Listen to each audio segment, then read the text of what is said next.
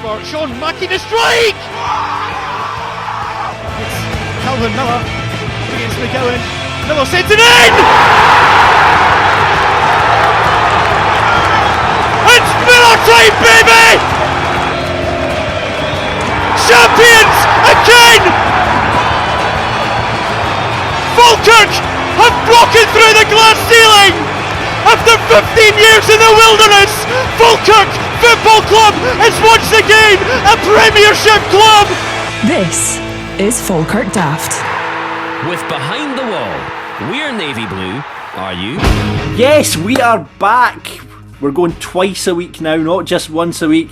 Welcome to your Falkirk Daft preview podcast, and it's match day 1 and it's Dundee United at home.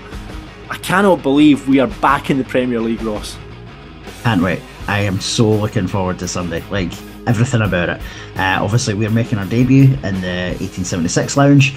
We've got Flag Day, so there'll be that moment that we had against Queen's Park last year. We're live on Sky. It's all set up.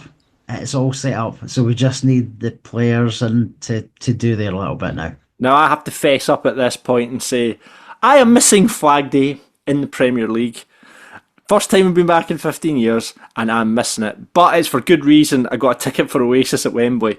So I'm heading down to Wembley. So if you are heading to 1876 Lounge, I will not be there. But Ross has got a guest host alongside with him, haven't you? I do. Are we teasing that, or are we actually... just tell people what it is. So for those who are going along, you will have my company, and also...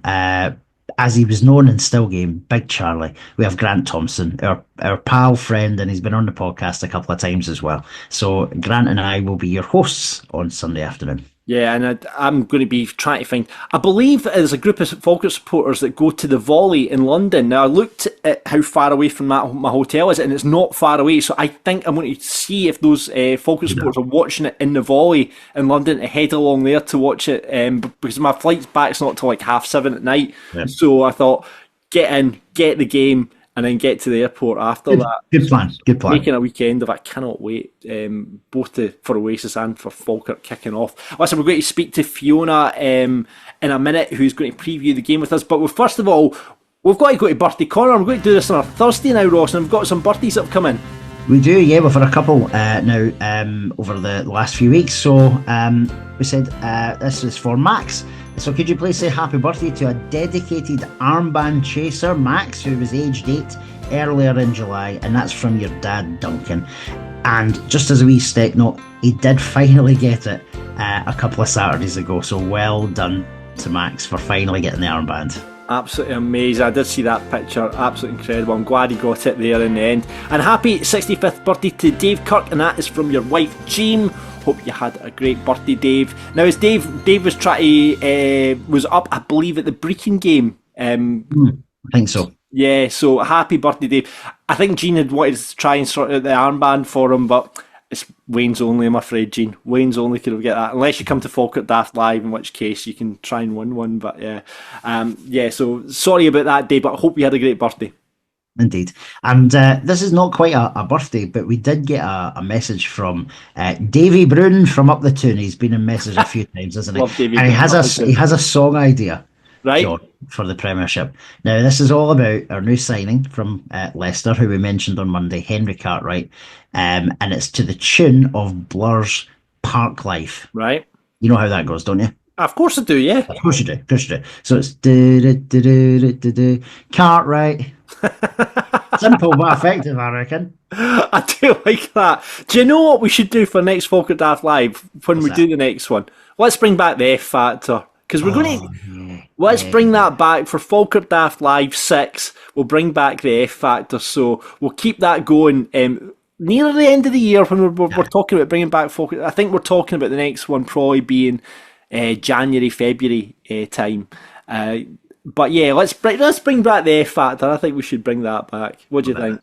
I think that's a great idea, because the last one was superb. Like, we were talking to Tyler on the previous winner on Friday night, and he absolutely loved it. Can you remember his song? Was his the Ethan Ross one? Yeah, it was Ethan Ross. There's it. That was brilliant. Absolutely brilliant. Brilliant. Superb. Brilliant. So happy birthday to everyone. And there was a couple. We'll go back to doing the Bairns birthdays as well this season as well. But before we get into the Dundee United preview, got to thank you to Behind the Wall and also the Falkirk Football Fans and Train who sponsor this very podcast. With Behind the Wall, remember, stay local, eat and drink global. If you're an away supporter listening to this podcast, best pub in Falkirk, right beside Falkirk Grahamston. Get off the train and in you go. So if you're coming from Dundee down to the game, it's just across the bridge and you're straight up, past the post office, up through the car park and into Behind the Wall. And you'll get in there, like I say, the best selection of fine wines, lagers, craft and cask ales. We've got brilliant beer on there as well. And you can try yourself a Falkirk Daft Venom as well, which is still on sale, exclusive to Behind the Wall. I don't know if many United fans will like the blue of colour, but I'm sure you'll enjoy it once you taste it. And if you are a Falkirk supporter, Dundee United at home and Livingston away, seats are on sale now. So get booked onto Behind the Wall bus for that.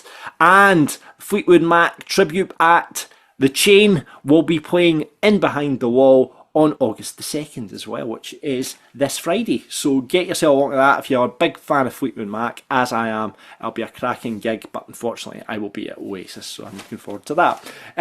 Lots of live entertainers coming up as well. We'll have details on the podcast, but if you want to see what's coming up, behindthewall.co.uk is where you want to head for that. Now, talking of Dundee United, let's talk about the big game on Sunday, 2 p.m kickoff at the stadium. The flag will be unveiled and we need to find out a wee bit more about Dundee United. So let's speak to Fiona and Rob. Hi. Smiling. Smiling at the moment. Will you be smiling Sunday come 4 o'clock? That is the question. Probably not. We'll wait and see. So before we get into, how United have got on in pre-season, let's talk about your United story. How did you guys, Rab, I'm guessing your father-daughter, is that right? How did you get into, Rab? I guess we come to you because I'm guessing, Fiona, you followed in your dad's footsteps, but Rab, how did you come about supporting United? I've been a supporter since the 70s. Since the 70s, basically the whole Jim McLean era right through to today, unfortunately. Was there a split in your? Because sometimes you find in Dundee there can be a split in families between United and Dundee. Was there any? My dad was a cow and beef supporter, so I come for cow. My dad supported cow beef all his days, so I got fed up with that when I was about 8 or 9, and moved on. But I've still got a soft spot for cow and beef. I like cow and beef, so I'd like to see cow beef back in the league again. That'd be brilliant to make. Rab, just to double check, you're saying you are a glory hunter. Just to double check what you're telling us here. Yes. Correct.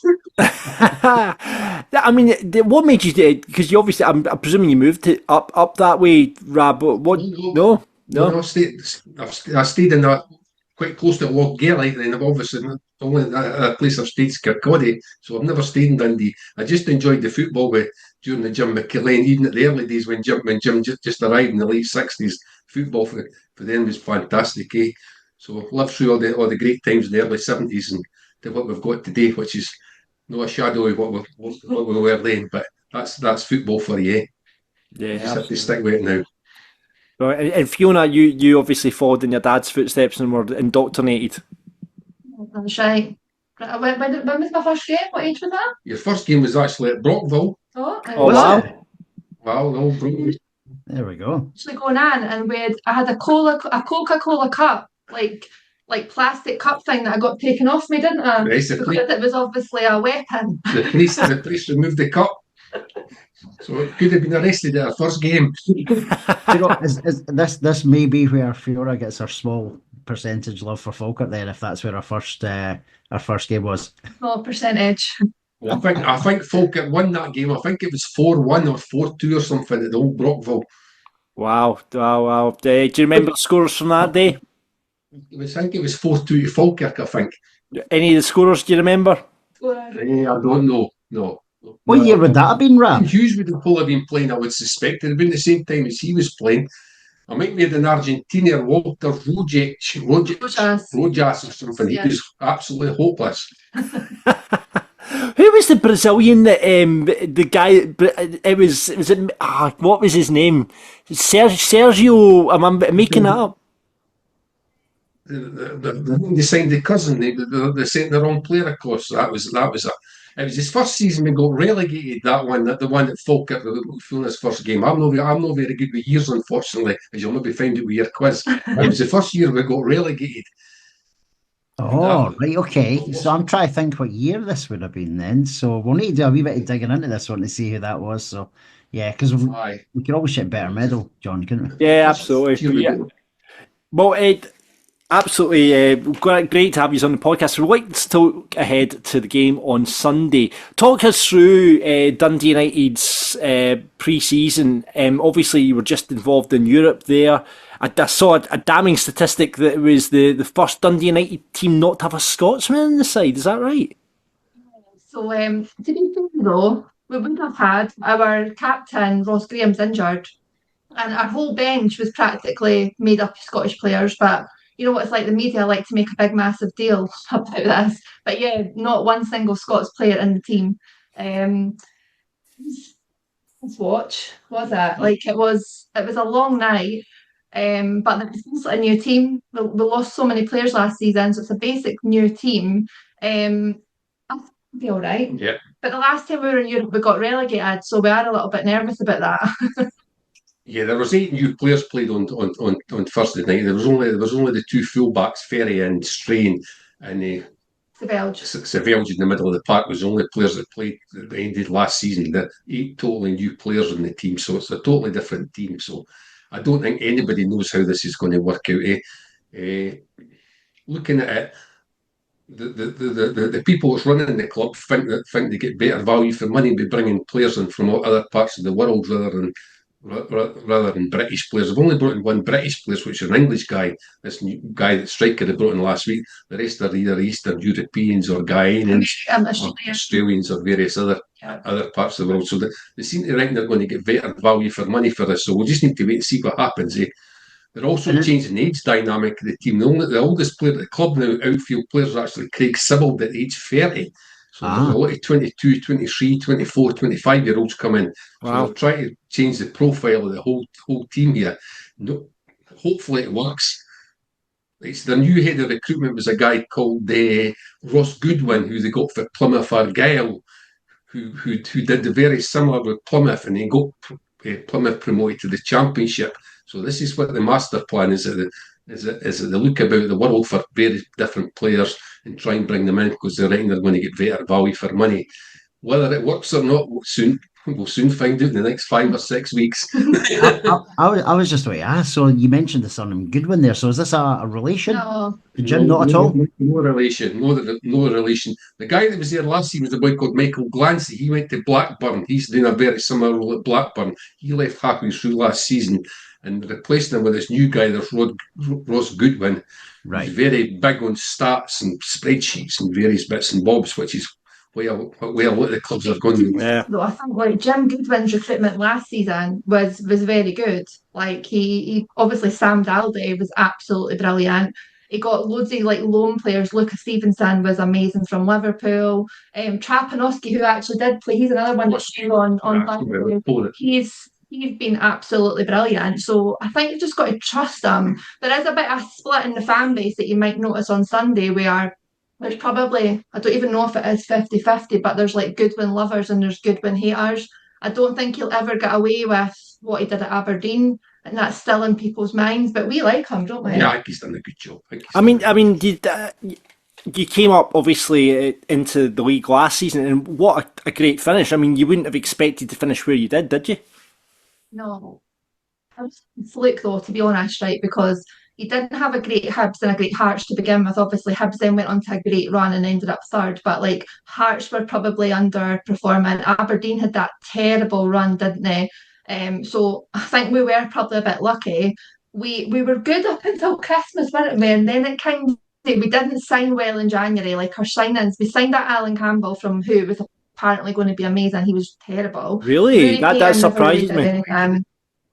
Oh, he was honestly, Well, John, he was shocking. Like, yeah, because we liked him when he was with Queen's Park. We were quite happy to see him coming in. We thought he was I mean, painting done well at Queen's Park. yeah, but Campbell, like, You're on about Campbell, sorry. so bad. Like, Well, he's a Scottish internationalist, that Campbell, Yes. but he's not, he didn't do very nah, much. it's not good at I all. spoke about him coming back in, believe it or not. So No, I don't know. we'll just Happy leave with it and that. see. Who's impressed you so far in the pre-season games? And obviously, you've just played that first European tie as well. Sapsford took his goal well. His goal was really good on Thursday night, wasn't it? He looked good. The defence looked good. Ben Esselink, he looked pretty good. The goalie, I'm not sure about. I think we look quite athletic. That's the first thing you notice about them. We've got three very tall centre halves, all very comfortable on the ball. Going forward, we didn't look very good the other night. We gave the ball away far too often in the middle of the park. But hopefully that's just players just gelling and getting to know where. Again, there was a lot of people making runs and not getting the pass, and once they get used to playing with each other, hopefully that'll come. But the three centre halves certainly look good. They're all quite young, very tall, and very athletic. So, and they all seem as though they can play football too. So that looked encouraging. Right. Players I think who came on was that Owen Sturton. He was on loan to Montrose last season. He came on and looked really good. He's a really young, he's young. What is it, like 18, 19? Yeah. He looked good. He played for Montrose, scored 9 goals last season. Just played 14 games or something like that. So he was pretty good.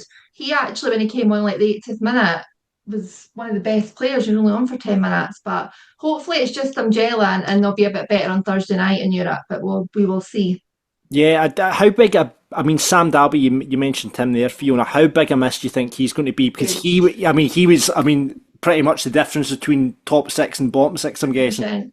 Brilliant. He was brilliant. Went off the boil a little bit again, second half of the season, but he was a massive loss. I think I was talking to Ross about this, that we offered him, like, we tried to make him our like top paid player at the club, but I think he's on like 3 times the wages, and we just obviously can't compete with that. Yeah. So Jim Goodwin said something like only Rangers and Celtic would have been able to actually pay him like what he's ended up on. So, but you've got to trust, because before he came, he was a nobody, and like the first couple of games we were like, it's not that great, and then he played. So I think you've just got to trust in Goodwin that he knows what he's doing. So fingers crossed. I think the other big miss will be Middleton. I think a lot of the supporters didn't like Middleton, but Middleton put a lot of crosses into the box. Yeah. A lot of goals come from Middleton's assists.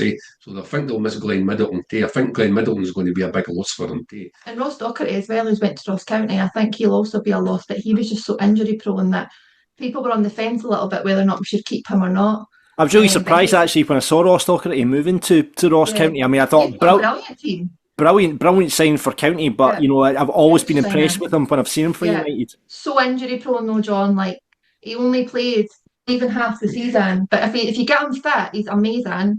But then he's just so often not fit. He missed like I say half the season. Yeah. What sort of formation will Dundee United play against Falkirk? The back. It'll be a 3-5. It'll be a 3-5.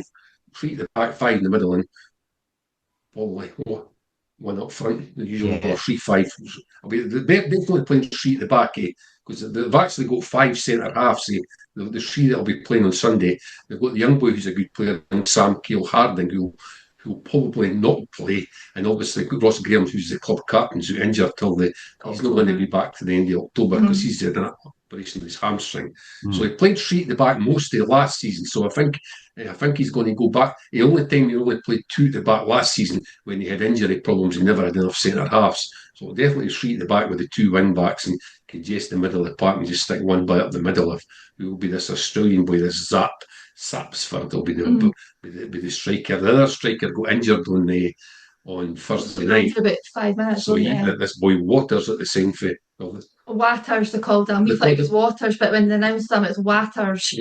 With 2 T's in it, so we don't know whether it's Waters or Waters. We'll call him Waters. So I tell you what, guys, I fear for your Tannoy announcer, guys. I've just looked at your ins and outs for this season, right? Who have we got? We've got Bert Esselink, Yevhen Kucherenko, Yuri. There's a Christian Kersetsis. Right, Isaac Papo. Perucci Kamara from Crawley Town. Oh man, that one I'm not even going to pronounce. Christian Keresetsi. That's the big Hungarian centre half they've got. He's good. Yeah. Right. He looks. Your guy will have a problem on Sunday. He better practice. I know. Good luck, Dave Mack. God bless. Never mind Dave Mack. If we're intending on reading it, Oh, Jesus Christ, aye. This is a problem for us as well. That's okay. I'm not here on Help Sunday, you, Ross. Ross, so I'm fine. I'm all right. I'll be okay for it. The plan is, We can read the team out for you, Ross. Do you a favour? I was just about to say so because Fiona and Rob are coming into the 1876 lounge on Sunday. Fantastic. So I may well come to you to read out the United team because I think I'm Well, the one I'm trying to get my head around the Moldovan boy, their centre half, is it Uri Ivo or some Uri Ivo or something. Right. Well, That's best the of guy luck. from, Rocky, innit? Best of luck with you with that one. You can shoot at the team, Ross. I mean, it's going to be interesting. You mentioned obviously United are likely to play a 3-5-2 as they did most of last season as well. But I think it's going to be because we've not tended, Ross, to come up as Falkirk against a 3-5-2 when we played in the Championship. It's kind of been like for like the 4-3-3 going against the 4-3-3. I was thinking to Ross that I think like it's going to be like you're playing Livingston 8 times a season in the Premier League. Like it is constantly just backs to the wall defending, isn't it? Like yeah, that's what you're going to. I find proper football. It's not the Championship's an exciting league. This isn't. You're going to play like when you play Motherwell, St Mirren, Livingston, all of these teams. We will play. Yeah. It is a hard watch sometimes, isn't it? I think what you're going to find is you're going to find teams that are a lot better without the ball, and they're going to make it hard for you. Say last season, you take your 53 points, we've got 27 at home and 26 away from home, which means we're very good without the ball. We're only 5 points behind Rangers away from home last season. If it was a foreign team for playing away, we'd have finished third last season. Taken purely away from. It was shocking. It was the worst. It was awful to watch sometimes. So we're good at picking teams off in the counter attack, and we'll also be very well drilled at set pieces. Yeah. You'll find that St Mirren, ourselves, Kilmarnock, Motherwell, Livingston will all be very similar to that, and that's what he'll need to concentrate very hard. It's just as well our Achilles heel isn't set pieces. I'm delighted for that because God Almighty. Good one. The amount of goals we lose for set pieces. Because we're great long shies. Long shies is part of these long shies. Cross any chance to cross the ball in the box. So and very methodical and set pieces at both ends of the park. You'll find a lot of teams. You'll lose games at home this season. You'll think, how did we lose that game? And you'll maybe lose some of them comfortably because of that, because of the fact you've maybe switched off for a couple of places. You've had all the ball and you just switched off a couple of times and you've been picked off. We got hammered against Hibs. It was 3-0 Easter Road. And again, like, first half wasn't great, but the second half we were good. We got beat 4-2 by Dundee, remember? And again, like, first half terrible, second half we were good. St Mirren 2-0, like, it's no panicking at these situations where I think some of the supporters think that we should be winning every game.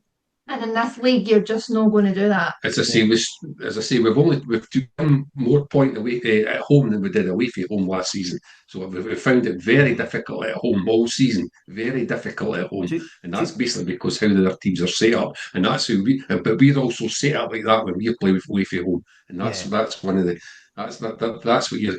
That's what you'll have to learn quite quick, I would suspect. You need to watch what you'll need to win games. You'll need to pick up points away from home, eh?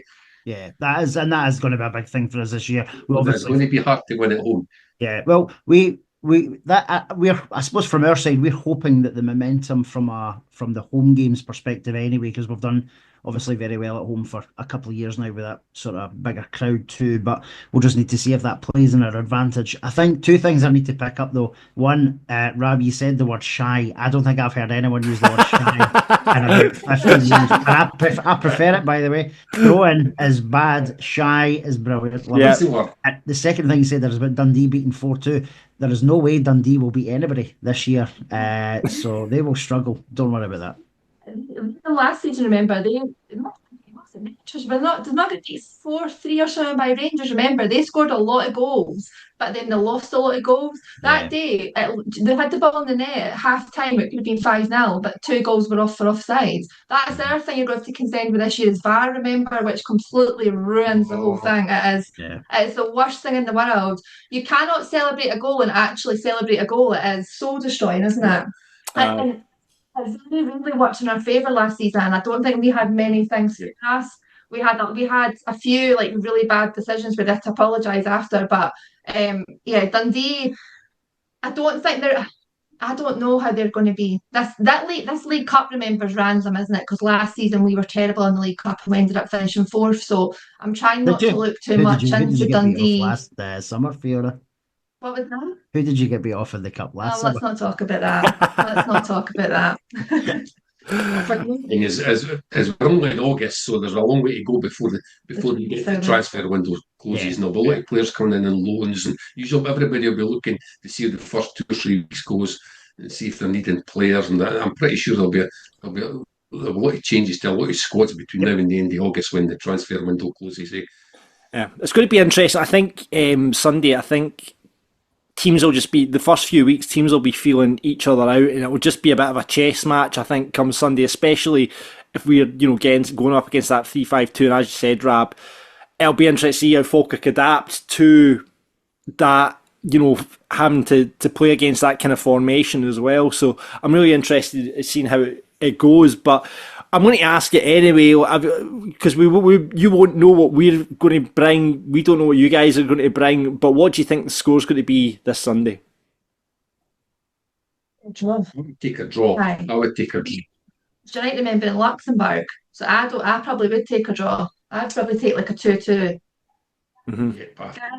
Without getting beat, I would say. Yeah, hopefully. I think the draw would be the best result we would probably get. I think the fact that he's unfurling the flag and all this, and the full house and various bits and bobs, I think it'll be quite a vibrant atmosphere at what's the stadium called again? Just the Falkirk Stadium. The Falkirk. I'll call it Brockville. We wish we I can use the word shy. I know, exactly. Brilliant. Do you think the European game will come into it as well? Because do you think there maybe be a wee bit of last season, the last time we played in Europe, and we were only in it the one season. I think because like that League Cup, right? It's like a pre-season, isn't it? Where you get a chance to kind of test it out. And the last time when we didn't have that, well, like I say, we got relegated. But I'm hoping that Jim Goodwin is a bit more savvy than what we were. We've played a lot more pre-season than the last time. So, no, I do think the travel will definitely come into it. And then just obviously see how we get on. You hope that we'll be through on Thursday. But if we're not, then that might play a part in it, because that would be a terrible result if we got put out. This team, I think they had about 15 fans on Thursday and about 10 of them were Dundee fans, so genuinely they were fans in the Strazen End. So, love that. Love that bit of shithousery. I appreciate a bit of shithousery like that. Amazing. Right, so you're taking a draw, Ross. What are you thinking? I think it'll be tight. I do. I think for all the reasons that Rab and Fiona have just said there, it's a big game. It's a big atmosphere. I do think it will be a draw, but if I was really, really pushed, I'm going to say 2-1 Falkirk, because for maybe just the reasons that they've said as well about the European game on Thursday, we won't have a game midweek now. I'm going to go 2-1 Falkirk. What are you saying, John? I think like you guys are saying, I think the European tie is really big, and it depends what you come back, travel and what have you. I think Falkirk might just sneak it 1-0. I think being Flag Day and with the momentum at the stadium, I think if we're going to pick it, and we'll talk about it throughout the season, but if we're going to stay in this league, Ross, it will be our home form that's going to keep us in this league. So I'm hoping for a 1-0 to Falkirk. We'll see how it goes. Because if he's not got Hibs the following week, and they'll be in Europe as well. Yeah, well, it'll depend on how their result goes on Wednesday. They're going the conference, won't they? They're not going, or will they not play in the next round of the conference? Is it the following round they go into? We play Livingston on match day 2 away. Oh, however, match day 3 we're due to play Hibs now. The expectation, I think, is that if Hibs, regardless of Hibs getting through, I think that game may be postponed. So They're going Aberdeen's done that with us, yeah. Yeah. Their game against Aberdeen being postponed that weekend as well for them in Europe.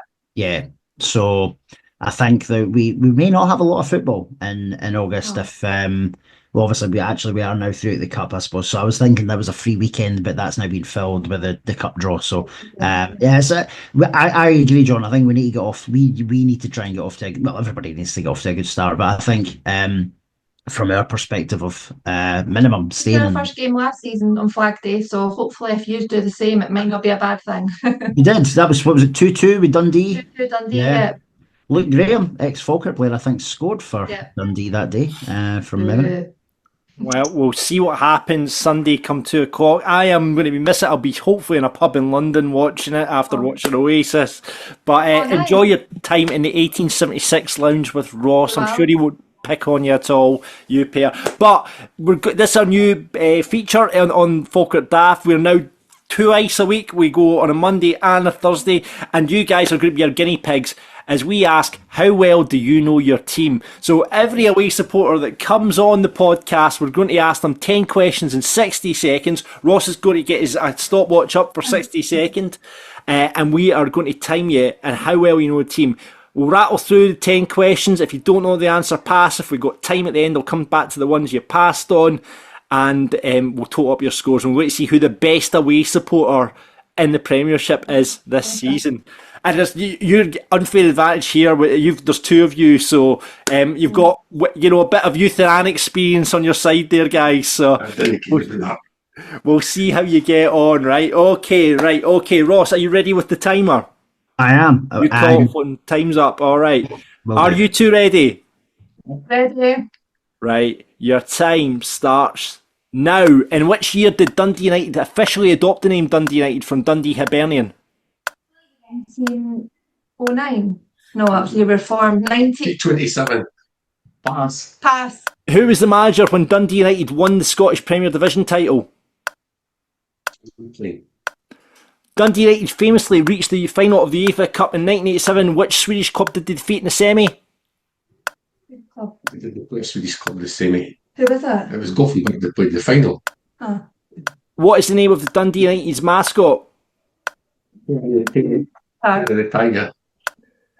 Which player scored the opening goal for Dundee United in the 2010 Scottish Cup final? Conway. No, it's 2010 was David Goodwillie was. It was. It was Craig Conway. Name any Goodwillie. Goodwillie or Conway, go! Conway. Right, name any of the top three players to make most appearances in the Dundee Derby. Pass. That's your time up. That's time up. Time up. Right. That was rubbish. That was We had done a terrible. Stewart's inquiry. I did type, because I thought, to keep it fair, I'm going to use ChatGPT, and I typed in semi-hard questions. Then what I threw out was Dundee United famously reached the final of the UEFA Cup in 1987. Which Swedish club did they defeat in the semi-final? And it says Gothenburg. They played the final. That was the final. That was the final. Okay, I'm going to give you that one in that case. Let's go through it. Gothenburg. Yep, we'll give you that. Right, okay. So, 1923 was when you switched to Dundee United from Dundee. 7, I said. Jim McLean, yeah, you got. He was the manager when you won it. We'll give you Gothenburg. Terry the Terror is the mascot. I'll give you. Did you see Terry the Tiger, Drab? He was thinking his Frosties that he's having in corner. He was thinking his We'll Frosties. give you that. We'll give you that as well. So that's 3 to you. Now you said Conway, didn't you? Goodwillie. Conway was your That was final good one. answer, I believe. So I'm taking it was Goodwillie. So, but You were you right. could say that. Goodwillie. I did love the So- goalie. So there we go. And you didn't have time to answer this one. Naming of the top three players to make the most appearances in the Dundee Derby. You could have had David Neary, Maurice Malpass, or Paul Hegarty. Small piss. I was too short. Like. Too short. There we go. So your was total for Dundee United is 3.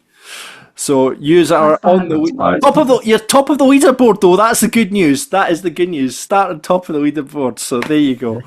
Well done, guys. Absolutely tremendous work. Thank you so much for coming, Falkirk Daft, and being our guinea pigs on our new quiz as well.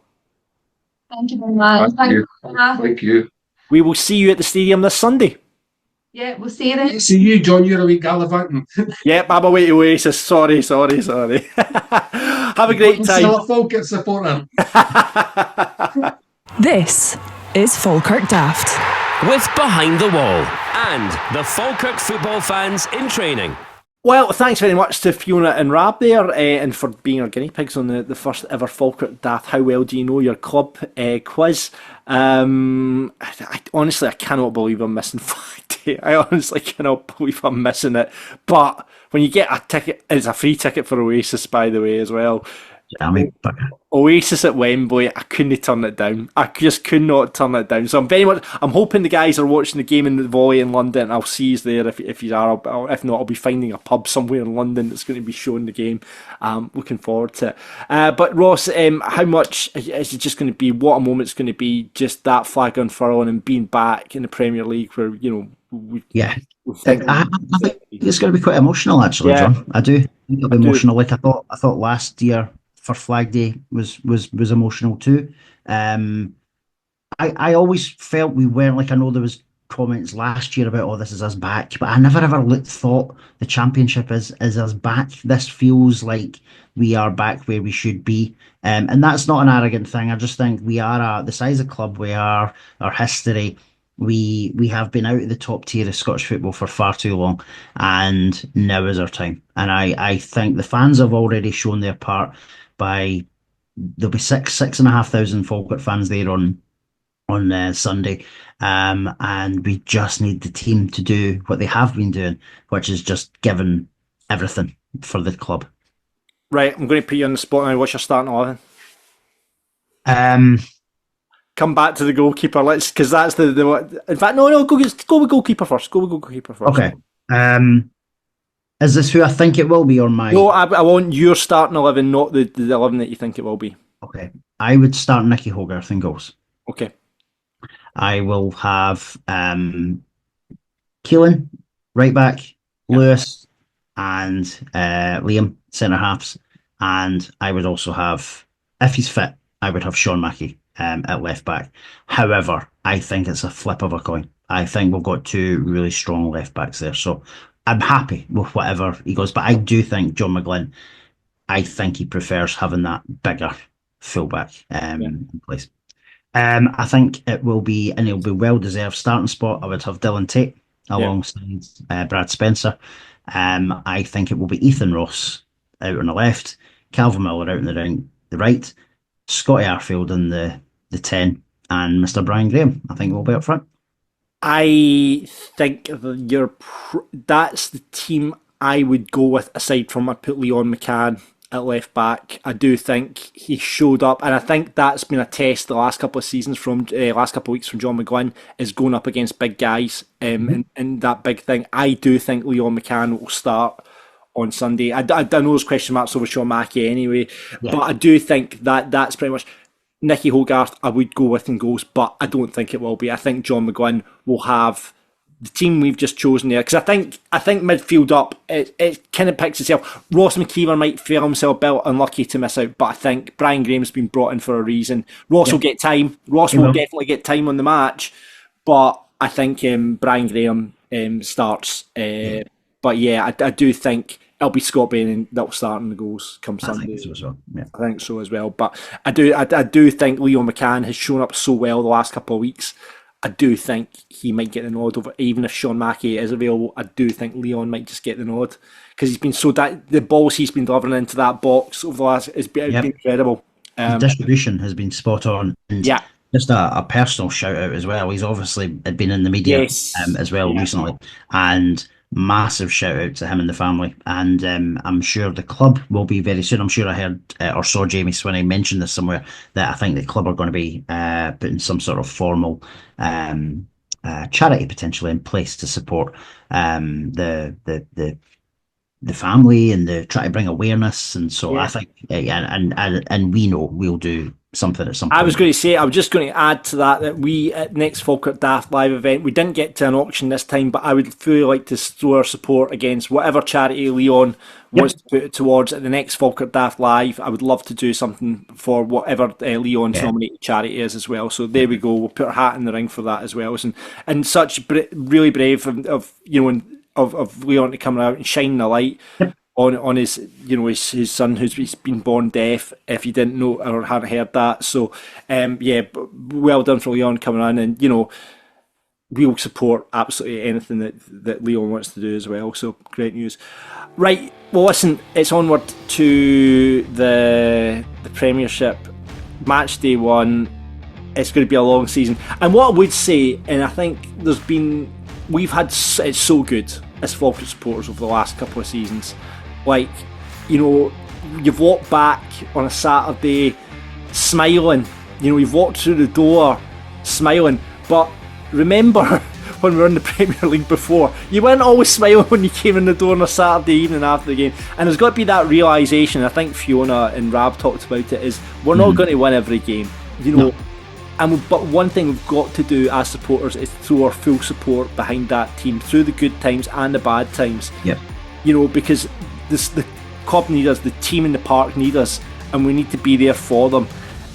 So all the moaning and all the whinging, and we know we're going to get that. It's undoubted with Falkirk supporters. You're going to come back on a Saturday night after the defeat. We're going to be on the podcast as well, probably moaning and whinging as well, because that's what we do as Falkirk supporters. But what is really important is keep behind the team. Yeah. Keep behind the team, and no matter when the heads go down. We didn't expect to be where we are right now in 25-26. We're a year ahead. We've discussed this. The plan was maybe next year, but we're like a year ahead of schedule, really. Exactly. When you look at it, it's incredible. So we didn't expect to be here, and I just think what an opportunity now to go on and try and establish ourselves, as a Premier League club. And I'm here for it, and I can't wait for this season and to be doing this podcast across the season. As I say, twice a week now. I'm breaking out the contact. Now we're in the big time. I'm breaking out the contact books. I've got a lot of people, ex-players, celebrities and stuff that will get on the podcast for previews and stuff, and I'm very much looking forward to it. Can't wait. Here for it, mate. Absolutely. Can't wait as well. It's an exciting time, and this is just desserts for every single Falkirk fan for all the rubbish that we've had to endure for the vast majority of the 15 years that we were out. The last 2 years has been it's made up for it massively, but we're back. Well, I hope you guys are mad for it in the stadium on Sunday. I'll be mad for it down at Oasis at Wembley, and hopefully we'll roll with it this season. And I'm trying to think of all other Oasis puns to bring it at this point. I'm on memories, and come on, Ross, you're a king of this. Some might say expect unexpected. Brilliant. There we go. Nailed it. Up the road. Thanks very much for listening. We'll see you back here next Monday. We're Falkirk Daft. We're Falkirk Daft. Talking about the dark blues and having a bit of a laugh. We're Falkirk Daft. We're Falkirk Daft. You can listen in the pub or you can listen in the bath. We're Falkirk Daft. We're Falkirk Daft. For everyone who's caring about being a Falkirk in, we're Falkirk Daft. We are Falkirk Daft.